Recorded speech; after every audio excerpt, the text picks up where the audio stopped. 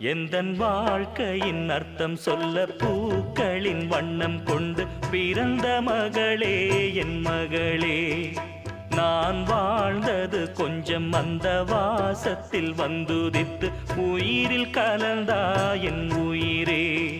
உன் பூவிழி குறுநகை அதில் ஆயிரம் கவிதையே. எந்தன் வாழ்க்கையின் அர்த்தம் சொல்ல பூக்களின் வண்ணம் கொண்டு பிறந்த மகளே என் மகளே.